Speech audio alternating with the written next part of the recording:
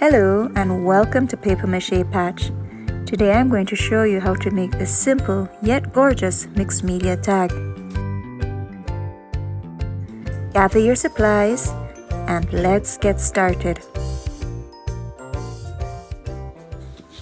Hello, today I'm going to show you how to make a cute little tag.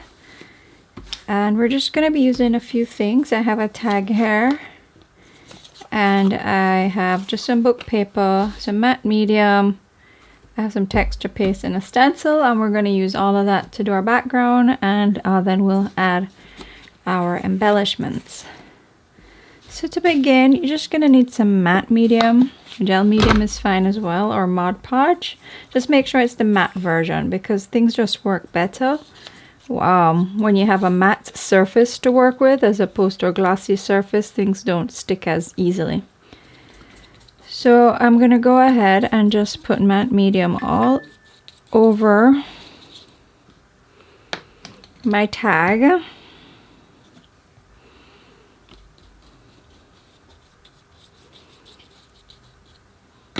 And then just stick this down.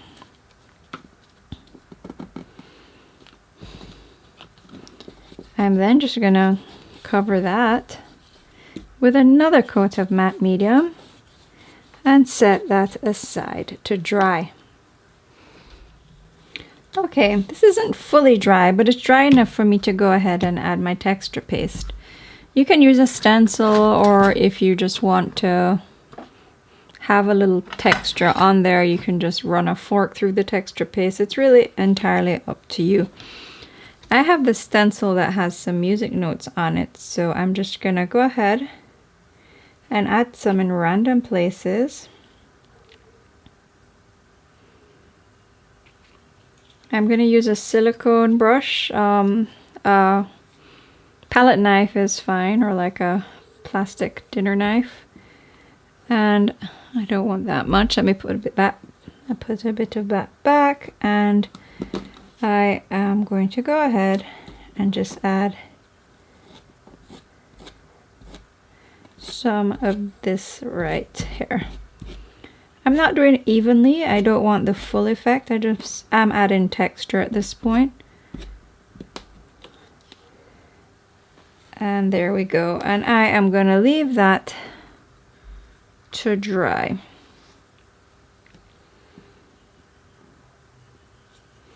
I actually would like something else right here, so I'm gonna actually grab a palette knife and just clean this off and put it here, just so I could have a little bit of texture going up that side right there.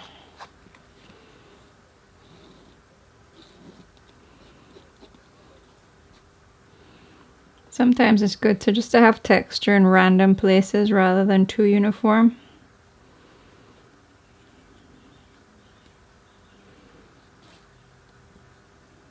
I'm also going to do that right there. It just gives the piece more dimension.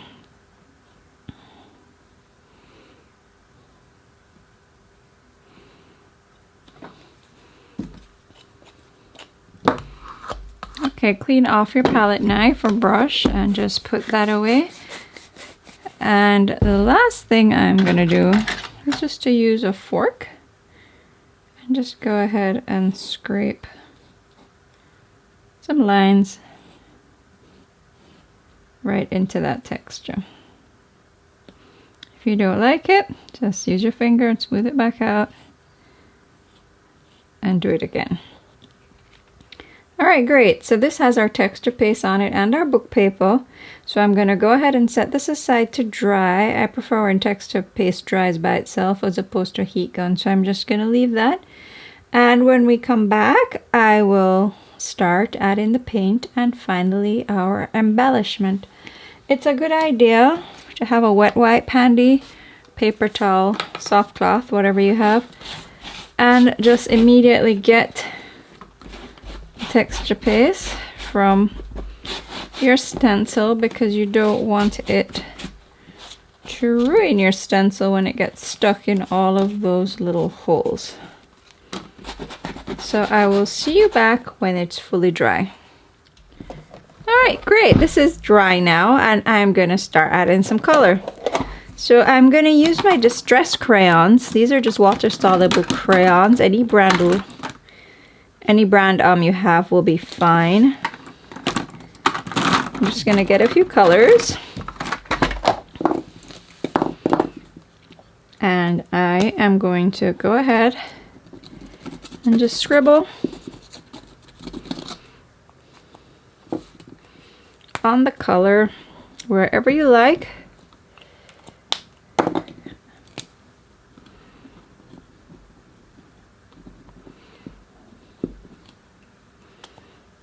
Okay, great. And we're going to put those aside. The next thing we're going to do is grab some gesso and a paintbrush. Let's dry that off. And I'm going to just go ahead and start blending the crayons with the gesso.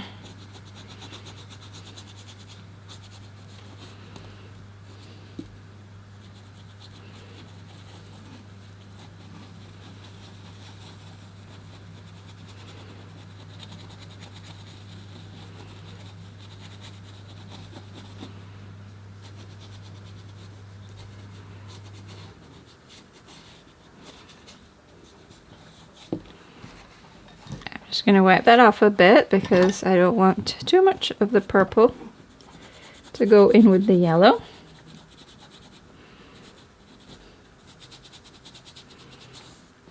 Because you don't want it to get muddy.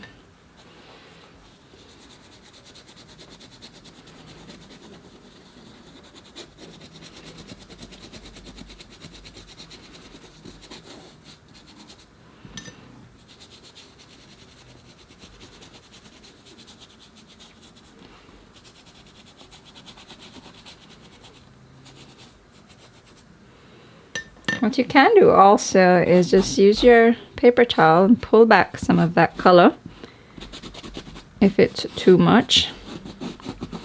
Depends on the look that you're going for, really. I'm going to go back in there and activate what's left of that purple crayon.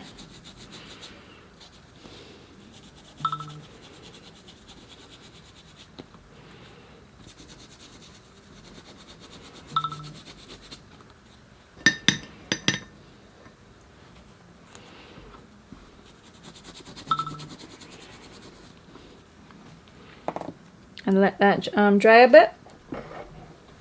I'm just going to use this.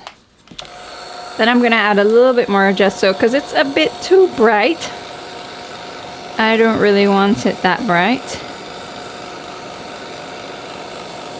because I want my embellishment to pop out, which is going to be a pretty pink flower that I made using my die cuts and some glitter. So I'm going to go ahead and rinse that out, and then just get more gesso. It is going to blend because these aren't, they don't fix when they dry. But that's okay because it will give it a nice subtle look, which is what I'm going for.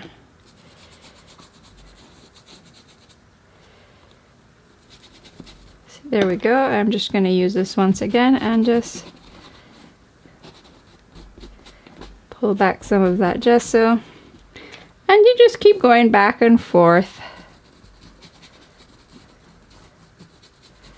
until you are happy with how it looks.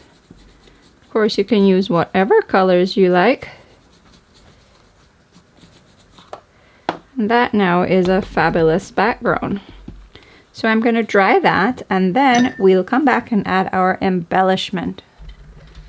Alright, this is dry enough now, and I'm just going to add a few more I would just say texture, a little bit more texture to the background. I'm going to use a rubber stamp and just do bits of stamping here and there. And then I am going to add back some white, and to do that I am going to use some watered down gesso or white acrylic paint, and a toothbrush, and I'm just going to splatter the tag. That's a great way to add more interest to your piece and also to bring white back into your composition. Because as you can see, when you put this on it, it just kind of disappears. So I'm just going to try make the background a little bit lighter so that there's a nice contrast. So let me just give that a try.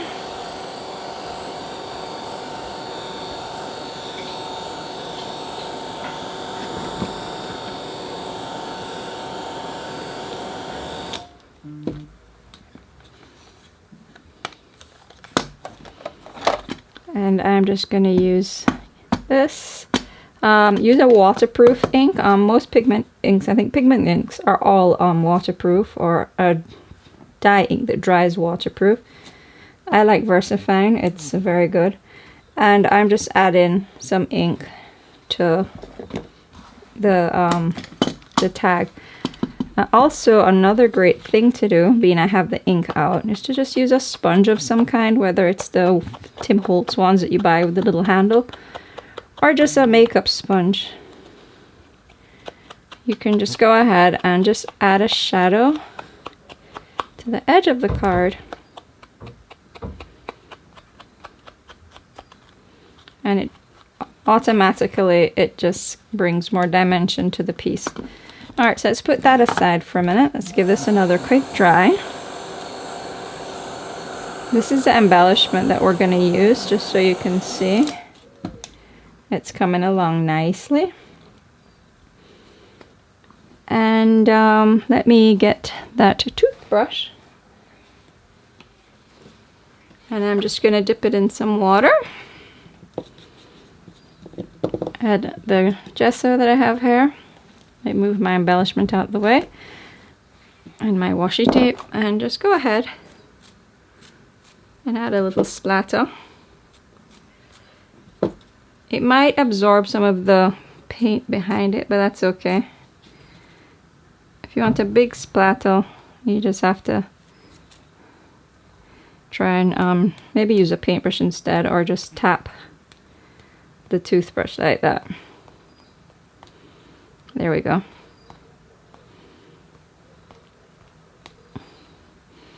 And I will put that over there and dry this quickly.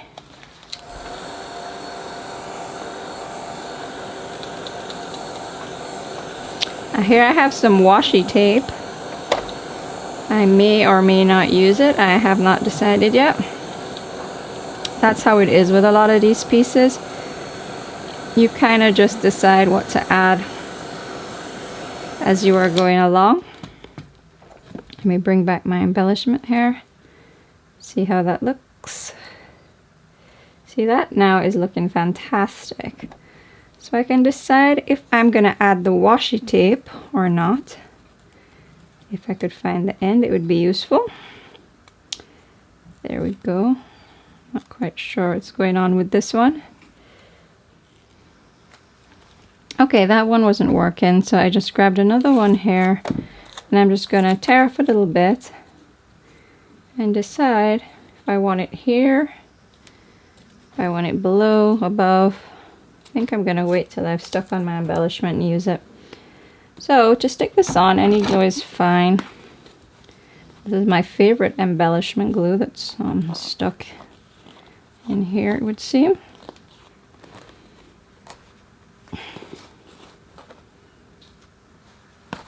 There we go. Alright, here we go. This is Nouveau Glue. I buy it online at Tonic Studios, usually. And I'm just going to go ahead and put it all along and try dot some of these as well. I'm not too bothered if they all stick down or not. So let's bring that up. You don't have to worry about the stem. If it's too long, we can just snip it off. So I'm going to go ahead and stick that right there. And we'll snip off that bit in a minute.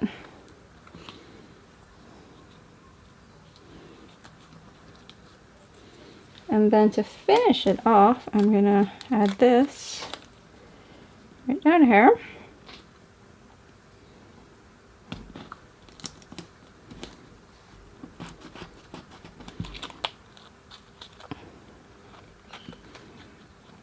And then we can just snip that little bit off.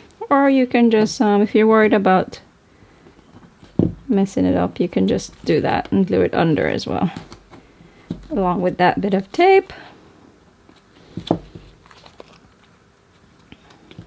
And then just that area. If you add more shadows to the base of the tag, you'll find that it kind of gives the flower more space to appear that it's sitting on something. It just looks like the bottom of the tag. So there you have it. The only thing left to do is to add some ribbon. So I will grab some ribbon and I'll be right back. Okay, here we go. This is about maybe 8 inches of ribbon. So I'm just going to push that through there.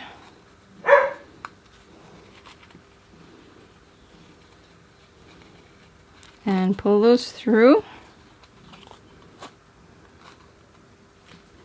I didn't do that very evenly, but it's all good.